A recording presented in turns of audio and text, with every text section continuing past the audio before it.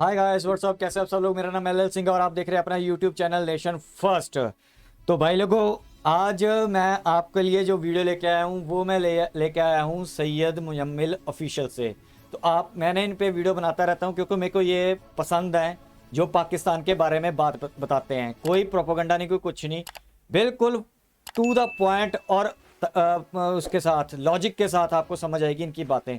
मेरे को इससे हमें समझ आता है कि पाकिस्तान में एक्चुअल में चल क्या रहा है, रियलिटी क्या है। तो जितना ये करीब लेके जाते हैं, बताते हैं बातें, वो रियलिटी के करीब होती हैं। तो ये मुजम्मिल साहब की वीडियो आई है, तो मैं इनके जो वीडियो का टाइटल दिया हुआ है वो दिया हुआ है, why Pakistan can not import Russian oil and India can, question mark. Imran Khan exposed, Syed Muzammil official. मैंने लिंक दे दिया डिस्क्रिप्शन में, प्लीज़ इनको भी आप जाके इनके चैनल को गो थ्रू हो सकते हैं, देख सकते हैं, अच्छी बातें बताते हैं। तो मैं इनका भी फॉलोअर हूँ। तो क्योंकि पाकिस्तान में को हमें जानना है कि पाकिस्तान में अंदर में रियलिटी में क्या चल रहा है। तो पहले वीडियो देखते हैं, फिर वीडियो में एंड में इस पर बात करेंगे कि इन्होंने बोला क्या है। So let's start the video. Pakistan में इस वक्त सवियर एनर्जी क्राइसिस मौजूद है, जिसमें इलेक्ट्रिसिटी की शॉर्टेजेस हैं, इंडस्ट्रीज़ बंद की जा रही हैं और गैस शॉर्टेज भी मौजूद है। और इसकी सबसे बड़ी वजह यह है कि हमारे पास पावर प्लांट्स को चलाने के लिए जो तेल होता है वो ख़रीदने के पैसे नहीं हैं। हमारे पास पावर जनरेट करने की पोटेंशियल है। 2018-19 में लोड शेडिंग का फिनोमेना ऑलमोस्ट ख़त्म हो चुका था, दोबारा से रीसरफेस इसलिए कर गया है कि तेल ख़रीदने के पैसे नहीं हैं। लेकिन इस सब के दरमियान में ऐसे नैरेटिव बेचने वाले लोग भी हैं जो कह रहे हैं कि ये सारा कुछ किसी और वजह से हो रहा है। और वो वजह क्या है, आप सुनिए, फिर बात करते हैं। तो हमने रूस के साथ 30% कम तेल लेने का मुआहदा किया था, वो इन्होंने खत्म किया। हमने रूस से जब 30% कम पे तेल की डील कर ली थी, तो रूस से 30% सस्ता तेल खरीदने का मुआहदा हुआ था, इस गवर्नमेंट ने आके उसको तोड़ दिया, इसीलिए एनर्जी क्राइसिस है। ये इमरान खान साहब का बयान है। 101% झूठ बोल रहे हैं, a complete lie. There is no evidence and no truth to this claim at all. उसकी वजह यह है कि इनका रशिया का विज़िट फरवरी का, जिसमें मैंने वीडियो भी बनाई है, आप देख सकते हैं, जिसमें ये जंग से एक रात पहले वहाँ पर नाजिल हुए और उन्होंने कहा कि कितना एक्साइटिंग टाइम है रशिया आने का। ठीक है, इतनी ज़बरदस्त टाइमलीनेस दिखाई इन्होंने। तो उसके बाद कोई मेमोरेंडम ऑफ अंडरस्टैंडिंग सामने नहीं आया, कोई एमओयू, कोई डॉक्यूमेंट साइन नहीं हुआ। ये लोग जो कि डिप्लोमेटिक केबल को एक ख़त बना के कंस्पिरेसी हैच करने का पूरा प्रोपेगेंडा पका के आपको बेच देते हैं। आपको लगता है कि इनके हाथ में एमओयू होता रशिया से साइन हुआ हुआ और ये प्रेस को ना देते। ये तो प्रोपेगेंडा बिल्डिंग में नाजीज़ को भी पीछे छोड़ गए हैं, जिस कदर इनकी एक्सपर्टीज़ है प्रोपेगेंडा को बेचने में। तो इनके हाथ में रशिया से 30% डिस्काउंट पे ऑयल लाने का मेमोरेंडम होता और ये प्रेस को ना दिखाते, ऐसा पॉसिबल ही नहीं है। Because they would have sold that limitlessly on the entire media landscape of Pakistan, अगर ऐसा कुछ होता तो। दूसरी बात, रशियन एम्बेसडर ने इस क्लेम को ट्रैश में फेंक दिया, ये कहकर कि कोई गंदम और सस्ता तेल ख़रीदने का मुआहदा कोट अनकोट पाकिस्तान से नहीं हुआ। उनकी स्टेटमेंट मौजूद है, प्रेस में आप जाके पढ़ सकते हैं। तीसरी बात यह है कि अगर 2015 में पाकिस्तान ने गैस पाइपलाइन का मंसूबा रशिया से साइन किया था, 7 साल में पाइपलाइन बिछ नहीं सकी वेस्टर्न प्रेशर के ऊपर। तो आपको लगता है कि 3 महीने पहले जो तेल का मुआहदा एकदम से खान साहब ने कर लिया, जिसका कोई डॉक्यूमेंट्री एविडेंस मौजूद नहीं है, उस पर इम्प्लीमेंटेशन शुरू हो गई थी? किसको बेवकूफ़ बनाते हैं आप? ये टाइम है क्राइसिस को सॉल्व करने का और आप सिर्फ़ और सिर्फ पावर पॉलिटिक्स कर रहे हैं। अब आपके जहन में ये सवाल आएगा कि खान साहब पे तनकीद क्यों हो रही है, ये वाली गवर्नमेंट क्यों रशिया से तेल नहीं ख़रीदती? तो उसकी वजूहात भी सुन लीजिए। पहली वजह यह है कि रशिया से तेल ख़रीदना इतना आसान नहीं है जितना आप सोच रहे हैं। उसकी वजह यह है कि हमारी लोकल जो ऑयल रिफाइनरीज़ हैं वो ऑयल को इम्पोर्ट करती हैं, गवर्नमेंट नहीं करती, पहली बात। और उन ऑयल रिफाइनरीज़ की ये पोटेंशियल ही नहीं है कि वो रशियन ऑयल को प्रोसेस कर सके। उसके लिए उन रिफाइनरीज़ को अपग्रेड करना पड़ेगा, जो अपग्रेड करने के गवर्नमेंट के पास पैसे नहीं हैं। तो रशियन तेल को प्रोसेस करने के लिए भी रिफाइनरीज़ बेहतर चाहिए इससे, क्योंकि वो तेल की टाइप और है, टेक्निकलिटीज़ में नहीं पढ़ रहा, इसलिए नाम नहीं ले रहा उसका मैं।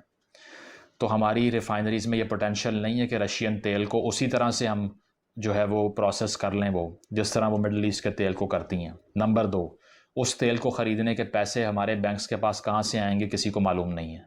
बैंकरप्ट होती स्टेट के पास पैसे कैसे आएंगे? सऊदी अरब से तो आप उधार पे और मुफ्त तेल ले रहे हैं, लेकिन रशियन तेल मुफ्त और उधार पे नहीं मिलेगा, उसके लिए रूबल में पे करना पड़ेगा जो आपके पास है ही नहीं। इसका जवाब भी खान साहब के पास या किसी और उनके पैशनेट बिलीवर कल्ट वर्शिपर के पास नहीं है। तीसरी बात क्या है? तीसरी बात यह है कि हमारा टोटल जो इंपोर्ट बिल होता है ऑयल का, वो 25% ऑफ द टोटल इंपोर्ट होता है, यानी कि तकरीबन $20 बिलियन की इंपोर्ट ऑयल की एक्सपेक्ट की जा रही है इस साल के अंदर। और एक अंदाजे के मुताबिक अगर हम 50% तेल भी रशिया से लें, यानी कि सऊदी अरब से और जगहों से हम तेल लेते हैं, लेकिन अगर 50% भी हम रशिया से मंगवाना शुरू कर दें 30% डिस्काउंट पे, तो पता है कितने पैसे बचते हैं? सिर्फ $3 बिलियन। तो हमें इस सारी एक्सरसाइज से क्या मिलेगा? $3 अरब का डिस्काउंट मिलेगा। और ये डिस्काउंट लेने के लिए हम रिस्क पे क्या डालेंगे वो किसी ने सोचा ही नहीं है। हमारा इस वक्त करंट अकाउंट डेफिसिट जो तजारती खसारा है वो तकरीबन $17 अरब है, $17 बिलियन। और इस तजारती खसारे को पूरा करने के लिए, बैरूनी खसारे को सॉरी इस बैरूनी खसारे को पूरा करने के लिए हम बाहर से लोन्स लेते हैं। तो अगर हमारी IMF की तमाम डील्स मनसूख हो जाती हैं रशियन तेल वाला पंगा लेने की वजह से, तो वो तेल तो आपने ले लिया, $3 अरब माफ़ हो गया आपका, बाकी $17 अरब का डेफिसिट कौन पूरा करेगा? ये जवाब नहीं है किसी के पास। अभी आपकी मार्केट इस बेसिस पे रन करती है कि उसे उम्मीद होती है कि IMF की डील आएगी तो मार्केट स्टेबल हो जाएगी, लेकिन रशिया से तेल लेने के बाद IMF अपनी $6 बिलियन की डील को अगर ख़त्म कर देता है, आपको पैसे नहीं देता, तो मार्केट को इल्म हो जाएगा कि पैसे तो नहीं आ रहे, तो क्रैश के अलावा कोई ऑप्शन बचेगी ही नहीं। इसीलिए स्टैटिस्टिक्स ये कहते हैं कि रशिया से तेल लेने का मतलब है बैंकरप्ट होना और डिफ़ॉल्ट होना। उसकी वजह यह है कि अगर आप इतने छोटे से बेनिफिट के लिए, जिसको एग्जैजरेट करके यहाँ बताते हैं कि अगर रशिया से तेल ले लेंगे हमारे सारे एनर्जी क्राइसिस सॉल्व हो जाएंगे, हमारे सारे जो पैसे ज़ाया होते हैं वो बच जाएंगे सारे, वो कोई सोचता ही नहीं है कि उसका इम्प्लिकेशन क्या होगा। चौथी बात यह है कि सऊदी अरब से आप डेफर्ड पेमेंट पे या मुफ्त या उधार पे तेल ख़रीदते हैं। तो जब सऊदी अरेबिया ये देखेगा कि हमें तो $1 नहीं दिया लेकिन रशिया को पूरे पैसे दे के तेल ख़रीदा जा रहा है, तो आपको लगता है कि वो अपनी सप्लाईज जारी रखेंगे या वो पैसे डिमांड नहीं करेंगे या आपसे मनसूख नहीं करेंगे मुआहदे? ये इसी तरह है कि मैंने किसी को कर्ज़ा दिया है, जिसने मुझसे कर्ज़ लिया है मुझे वापस नहीं कर रहा और बाकी सबको ट्रीट दे रहा है, मैं देख रहा हूँ, और टाइम गुजर गया लोन वापस करने का, लेकिन वो पार्टीज कर रहा है, कह रहा है पैसे नहीं है मेरे पास, तो मैं क्या करूँगा? दोबारा कर्ज दूंगा उसको? तो ये चीज़ है कि इतना इलॉजिकल किस्म का क्लेम करते हैं, उस पर पूरा नैरेटिव बना के आवाम को कंज्यूम करवा देते हैं और लोग कहना शुरू कर देते हैं कि इनकी गवर्नमेंट को निकाला ही इसलिए है कि रशिया से मुआहदे कर रहे थे। ना मुआहदा एग्जिस्ट करता है, ना तेल लेना प्रैक्टिकल है, ना तेल लेने की पोटेंशियल आपके पास मौजूद है, और ना आप उसके लिए इतने बड़े सेक्रीफाइस कर सकते हैं। सबसे बड़ा पॉइंट मैं मिस कर गया। वो पॉइंट क्या है? वो पॉइंट ये है कि हमारा 60% जो एक्सपोर्ट रेवेन्यू है, यानी कि 60% जो हमारी बरामदात हैं, जो हम चीज़ें लोगों को बेचते हैं, वो कहाँ बेचते हैं? यूरोप में। GSP+ status, generalise scheme of preferences, जो हमें टैक्स छूट की बेसिस पे यूरोपीय यूनियन ने दी हुई है, उसका फ़ायदा उठाते हुए 60% हमारी बरामदात यूरोप को जाती हैं। तो अगर हम रूस से तेल लेंगे तो अब बहुत आसान है कि हमारा GSP मनसूख कर दिया जाएगा। बेशक यूरोप खुद तेल ले रहा है, बेशक वो सारे खुद कर रहे हैं, लेकिन जो कमज़ोर होता है उसको सहना पड़ता है। लॉ का इतलाक़ उसके ऊपर होता है। ये मैकियावेलियन प्रिंसिपल है इंटरनेशनल पॉलिटिक्स का, जो आप लोग नहीं समझते। आप लोग कहते हैं कि क्यों ऐसा क्यों कर रहे हैं, वो उसको क्यों नहीं रोकते, हमें क्यों रोक रहे हैं? तो भाई ताकत नहीं है तुम्हारे पास, इसलिए रोकते हैं आपको।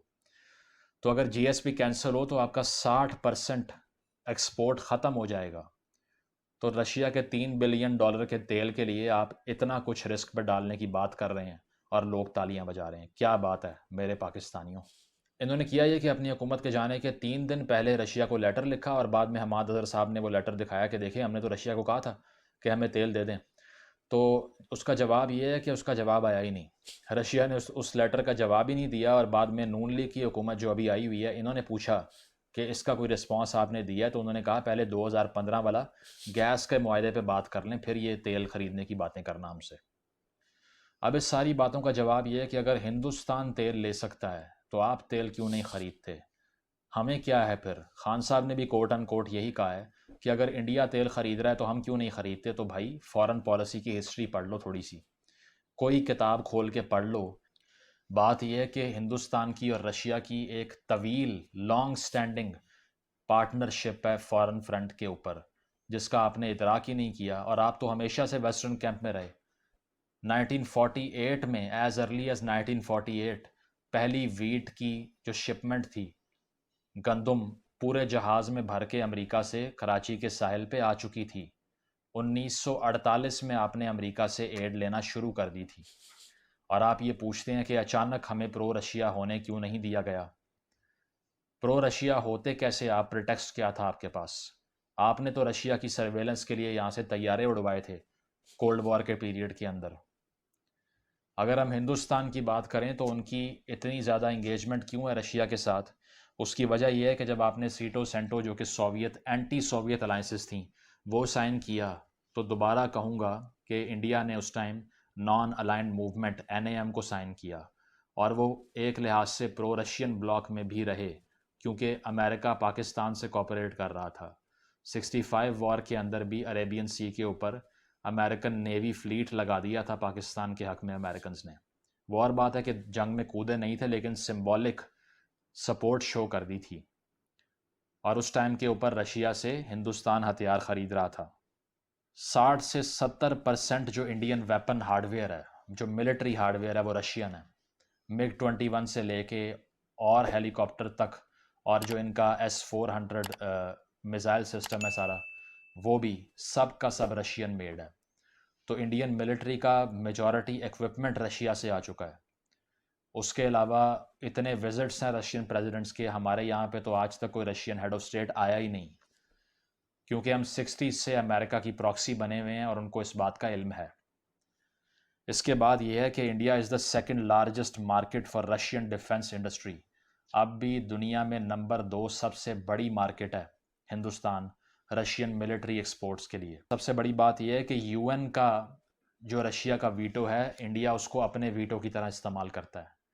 इंडिया ने उस वीटो को बहुत यूज़ किया है अपनी फेवर में। अगर आप 1971 की मिसाल भी ले लें, तो जब रेजोल्यूशन आ गई थी सिक्योरिटी काउंसिल के अंदर कि इंडिया निकल जाए मिलिटराइज रीजन से, अपनी फ़ौजों को निकाल ले, तो रेजोल्यूशन को ब्लॉक करने के लिए रशिया ने वीटो किया था इंडिया के हक़ में। तो Russia has always been there for India in United Nations as well. और इसके अलावा तकरीबन 6 दफ़ा इंडिया के हक़ में रशिया ने डिफरेंट रेजोल्यूशंस को ब्लॉक किया है, वीटो किया है। उसमें से कुछ कश्मीर वाली भी रेजोल्यूशंस भी थी पाकिस्तान की, जो पाकिस्तान ने अमेरिका को यूज़ करके मूव करवाई थी, रशिया ने उसको ब्लॉक किया। तो इतनी लॉन्ग स्टैंडिंग फॉरेन पॉलिसी की पार्टनरशिप और कंसिस्टेंसी है, तो इंडिया ने न्यूट्रलिटी रखी रशिया यूक्रेन वॉर पे इस तमाम पॉलिसी की बेसिस पे। और आपने न्यूट्रलिटी क्यों रखी? Without any basis. हालांकि आप में अकल होती तो शायद ये टाइम था कि आप ऐसी गैस पाइपलाइन डील्स को और चीज़ों को मनवाते पहले, उसके बाद में डिसाइड करते कि यूक्रेन की साइड लेनी है या न्यूट्रल रहना है। लेकिन आपने आइडियलिस्टिक होके एक मूव खेल दी कि हम किसी का साथ नहीं दे रहे, ना किसी को कंडेम कर रहे हैं, ना किसी के साथ हैं। लिया क्या? कुछ भी नहीं। ओ भाई, इंडिया ने अगर न्यूट्रलिटी क्लेम किया तो ये सब लिया है जो मैंने गिनवाया है। तो आइडियलिस्टिक फॉरेन पॉलिसी हमेशा सुसाइडल होती है, फिर यही बात करेंगे हम, लेकिन समझ किसी को नहीं आनी। उसकी वजह यह है कि ऑयल वाला नैरेटिव चल पड़ा है अब, कि चूंकि मैं रशिया से मुआहदे कर रहा था इसलिए मुझे निकाल बाहर किया और अमेरिका के गुलामों को ले आए।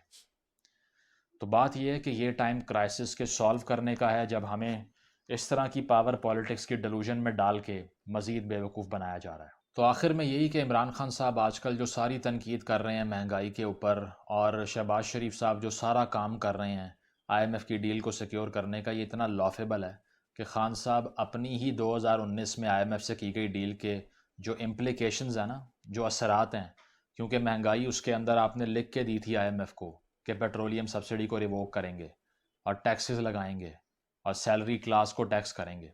वो सारा कुछ आपका मुआहदा था, आज आप उस पर बैठ के तनकीद कर रहे हैं कि इन्होंने कर दिया। ठीक है, FATF की ग्रे लिस्ट से निकलने की बात होती है तो वो आप कहते हैं कि वो मेरी वजह से हुई है, क्योंकि 2 महीने हुए हैं इस गवर्नमेंट को आए हुए, ये तो कुछ नहीं कर सकती उसके लिए, तो हमने ही किया है वो। लेकिन जब महंगाई की बात होती है तब आप कहते हैं कि हमने कुछ नहीं किया, ये 2 महीने वाली हुकूमत ने किया। दूसरी बात, शहबाज शरीफ साहब दिन रात मेहनत किस चीज़ के लिए कर रहे हैं कि खान साहब ने जो 2019 में IMF की डील की थी किसी तरह या अल्लाह वो पूरी हो जाए। ये डिफरेंस है इन पार्टीज़ की इकनॉमिक पॉलिसी में। इन दोनों पार्टीज़ में या किसी भी पार्टी के इकनॉमिक एजेंडा में 1% भी फ़र्क नहीं है, 19-20 का भी नहीं है। तो आप और मैं जिस मर्ज़ी पार्टी को वोट दे दें, वो बातें बड़ी बड़ी मुख्तलिफ कर लेंगे। कोई इस्लाम बेचता है, कोई नेशनलिज्म बेचता है, कोई ट्रेडिशन बेचता है, कल्चर बेचता है, लेकिन बड़ा फ़र्क नहीं आ सकता, क्योंकि पॉलिटिकल डिसीजन मेकिंग के स्टेक्स ही ख़त्म हो चुके हैं।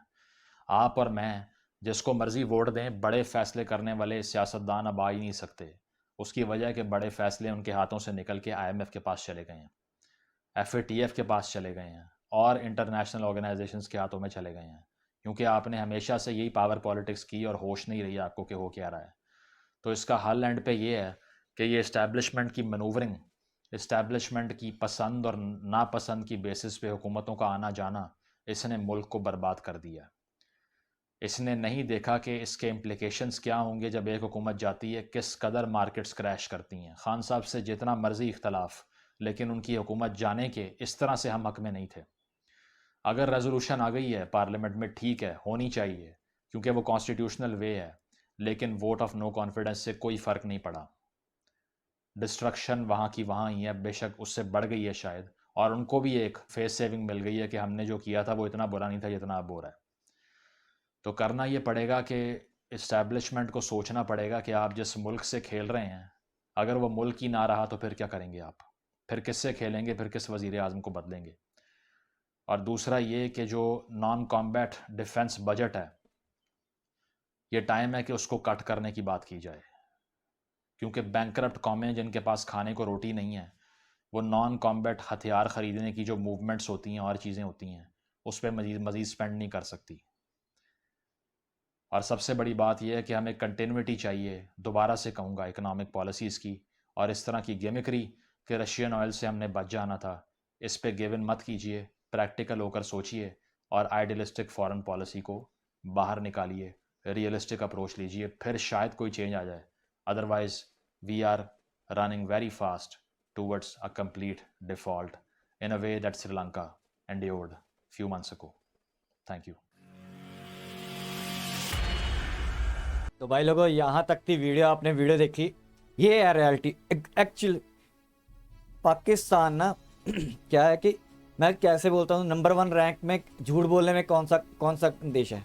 पाकिस्तान। इतना झूठ बोलता है, हर पैर पैर पे झूठ बोलता है, ठीक है। और दुनिया का नंबर 1 दो मुँहा कौन है? पाकिस्तान। और दुनिया, अब मैं क्या बोलूँ, यानी कि कहने का मतलब ये है कि ये अपनी जनता को ना इतना बेवकूफ़ बनाते हैं, और इनके जो जनता है ना बेवकूफ़ बनती भी रहती है। कोई लॉजिक नहीं होता इनकी बातों में, कोई कुछ नहीं होता है। जो मुजम्मिल साहब ने इसमें बात बताई है बिल्कुल एब्सोल्युटली राइट। ये भारत का मुकाबला करता है यार, इनको पता ही नहीं, इनको अब मुकाबला नहीं करना चाहिए। इनको अब देखना चाहिए कि अफगानिस्तान की फॉरेन पॉलिसी क्या है, श्रीलंका की है, ज़्यादा से ज़्यादा अगर ज़्यादा ही बड़ा करना है तो बांग्लादेश के साथ ज़्यादा से ज़्यादा फॉरेन पॉलिसी का इनको मुकाबला करना चाहिए। ये सोचना चाहिए कि वो क्यों ऐसा कर रहे हैं, उनके रिश्ते क्या है, उन्होंने क्या स्टैंड लिया, उनको देख के चलना चाहिए। इंडिया इनसे इनकी पहुंच से बहुत दूर निकल चुका है। इंडिया क्यों लेता है रशिया से तेल? और तुमने रशिया खुद चीखे मार मार के बोलते हो कि रशिया को हमने लात मार के भगाया है। तुम्हारा दोस्त कैसे हो जाएगा? ना तुम्हारे पास रिफाइनरी, ना साले उसको रशिया को चाहिए कैश पैसे, फ्री फंड का तो देगा नहीं। मुजम्मिल साहब ने जितनी बातें की हैं बिल्कुल सही है।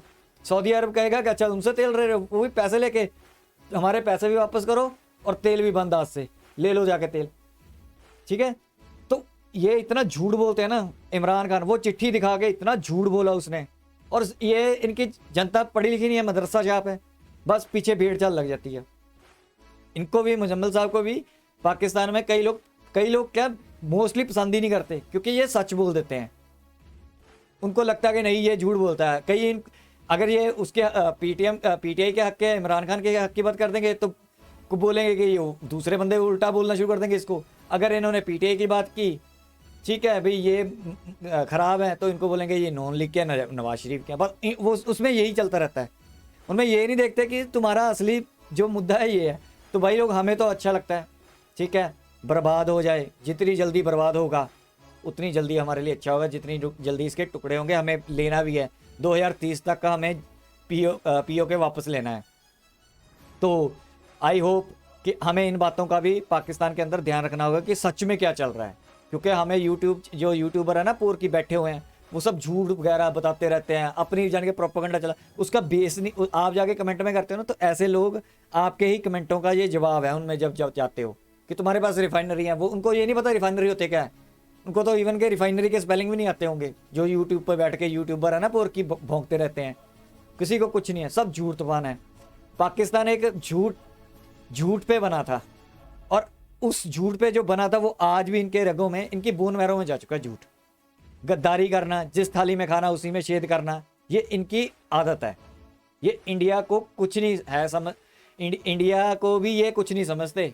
ये कोई किसी के नहीं है, ये सगी कौम नहीं है, ये पाकिस्तानी सगे नहीं है किसी के भी, बहुत बड़े हराम के पिल्ले हैं। तो भाई लोग, मैंने आपको दिखाना था कि सच में क्या हो रहा है। आई होप कि आपको वीडियो अच्छी लगी होगी। मेरी आप सबसे रिक्वेस्ट है, इस इन्फॉर्मेशन वॉरफेयर में ना, हमें ये वीडियो में तभी बीच बीच में लेके आता हूँ क्योंकि हमें नॉलेज भी होनी चाहिए। किसी को जब जवाब देते हैं तो पता होना चाहिए, तो इसलिए मैं आपको ये वीडियो दिखाता हूँ। तो इस इन्फॉर्मेशन वॉरफेयर में आप लाइक करो, सब्सक्राइब करो, शेयर करो, कमेंट करो, और सब्सक्राइब करके सोल्जर बन जाओ नेशन फर्स्ट के। तो मैं आपसे यही बार बार रिक्वेस्ट करता हूँ। हमें और भी लड़ाइयाँ लड़नी होती हैं, लेकिन एक ये वाली इन्फॉर्मेशन भी गैदरिंग करनी होती है, रियल में क्या हो रहा है, सच में क्या हो रहा है। तो जो मेरे को लगता है, जितनी मैं स्टडी करता हूँ, मेरे को जो बंदे ऑथेंटिक लगते हैं, मैं उसकी वीडियो आपको दिखा देता हूँ, ठीक है। तो यहाँ तक थी वीडियो, मिलेंगे नेक्स्ट वीडियो में, तब तक के लिए जय हिंद।